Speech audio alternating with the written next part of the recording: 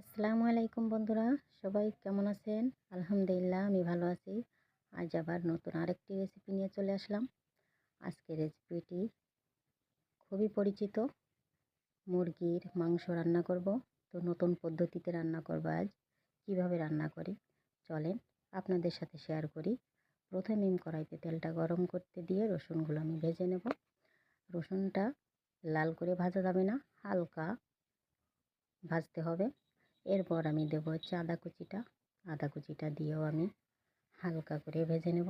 হ্যাঁ বন্ধুরা, এভাবে আপনারা একদিন ট্রাই করে দেখবেন যে খেতে কতটা সুন্দর লাগে। একবার হলেও আপনারা ট্রাই করবেন বাসায়। এরপর আমি কাঁচা বাদাম দিয়ে দিলাম অল্প, বড় টেবিল চামচের 1 চামচের মতোই হবে। এরপর আমি আবার একটু ভালো করে ভেজে নেব। ভাজার পরে আমি দেবো হচ্ছে তেজপাতাটা। তেজপাতাটা তো সবার ঘরেই থাকে, আর এই ধরনের মশলা সবার ঘরে থাকে। আমি যে মশলাগুলো ব্যবহার করতেছি, তেজপাতাটা দেওয়ার পরে দেবো আমি কিছু জিরা, 4 চামচের 1 চামচের মতো জিরা হবে। গরম মশলা দিয়ে দিলাম, 2-3 টুকরো ডাল, 4-5টা লবঙ্গ আর 3-4টা এলাচ দিয়ে দিছি, দিয়ে একটু ভেজে নিয়েছি। নেওয়ার পর আবার আমি মশলা কটা উঠাই নিচ্ছি। দেখেন, এক ছোটে আমি ব্লেন্ডারের ভিতরে দিয়ে দিচ্ছি, যেহেতু ব্লেন্ডার করতে হবে এই জন্য আমি ভাজা মশলাগুলো সব জারের ভিতর উঠাই দিচ্ছি। সম্পূর্ণ উঠানো হয়ে গেছে। এর ভিতর আমি শুকনো মরিচ কটাও দিয়ে দেবো। এবার হচ্ছে পেঁয়াজগুলো ভেজে নেব। পেঁয়াজটা আমি লাল করে ভেজে নেব। এটাও আমি ব্লেন্ডার ভিতর দিয়ে দেবো, এটাও ব্লেন্ড করব আমি। এরপর আমি দিয়ে দেবো হচ্ছে গিয়ে টমেটোগুলো আমি হালকা ভেজে নেব, বেশি ভাজবো না, যাতে কাঁচা গন্ধটা চলে যায়। সেইভাবে কাঁচা টমেটো দিয়ে দিলাম, দিয়ে আমি একটু হালকা ভেজে নিয়েছি। এই দেখেন, এবার আমি জারে দিয়ে দিলাম, দিয়ে আমি ব্লেন্ড করে নেব। এদিকে আমি তেলটা গরম করতে দেব। তারপর আমি ব্লেন্ডারটাও সেরে ফেলি তেল গরম হতে হতে। তেলটা আমি সরিষার তেল খাই, এই জন্য গন্ধটা বলে খুবই একটা বাজে গন্ধ বলে। আমার ব্লেন্ডারটা করা হয়ে গেছে, এদিকে তেলটাও আমার গরম হয়ে গেছে। এবার আমি আলু ভাজি, আলুটা একটু হালকা করে ভেজে নেব। তাই আলুগুলো দিয়ে দিলাম, ভাজা হয়ে গেছে। দেখেন, এই তেলের ভিতর আমি একসঙ্গেই তেলটা বেশি করে দিয়ে দিছি। এর ভিতরে আমি মাংসগুলো উঠাই দেব। মাংসগুলো উঠাই দেওয়ার পর আমি ওই যে ব্লেন্ডার করেছিলাম ওই মশলাটা দিয়েই মেখে নেব। যাই হোক, এবার আমি লবণটা দিয়ে দেবো পরিমাণ মতো। লবণ দেওয়ার পর হলুদটাও পরিমাণ মতো দেবো।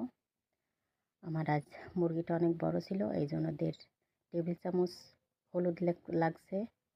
লবণটাও প্রায় 2 চামচের মতো। সব মশলাটা আমি উঠিয়ে এবার ভালো করে মেখে নেব। শোনেন বন্ধুরা, আপনারা যতক্ষণ পারবেন সুন্দর করে কিন্তু হাতে মাখবেন।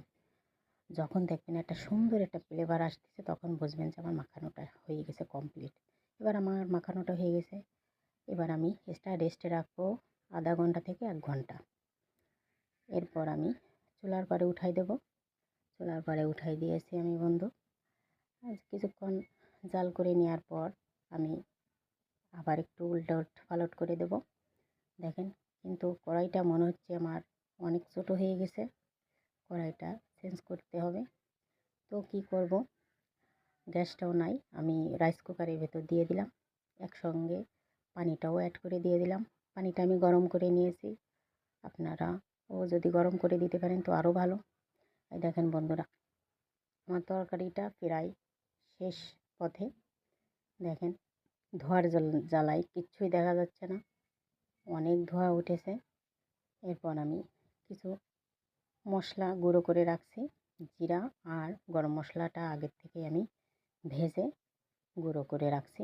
সেই গুঁড়ি করা মশলাটা আমি এখন দিয়ে দেব ফ্লেভারের জন্য, খেতেও ভালো লাগে। রান্না শেষ হয়ে গেলে তখন মশলাটা দিলে অবশ্যই খেতে কিন্তু একটা অন্যরকম স্বাদ লাগে, ফ্লেভার আসে, খুব সুন্দর লাগে।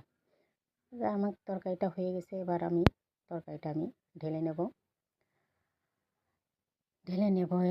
একটা গাবলায়, আমি একটা গাবলায় নিয়ে আসছি, আমি ঢেলে নিয়েছি। দেখেন, আমার রান্নাটা হয়ে গেছে, দেখতেও অনেক সুন্দর লাগতেছে। তো বন্ধুরা, যদি আমার ভিডিওগুলো ভালো লাগে তো আমার ভিডিওগুলোই লাইক ফলো দিয়েন, শেয়ার দিয়েন, কমেন্ট করেন আর সাবস্ক্রাইব করতেও ভুলবেন না যারা ইউটিউবে দেখেন। আল্লাহ হাফেজ।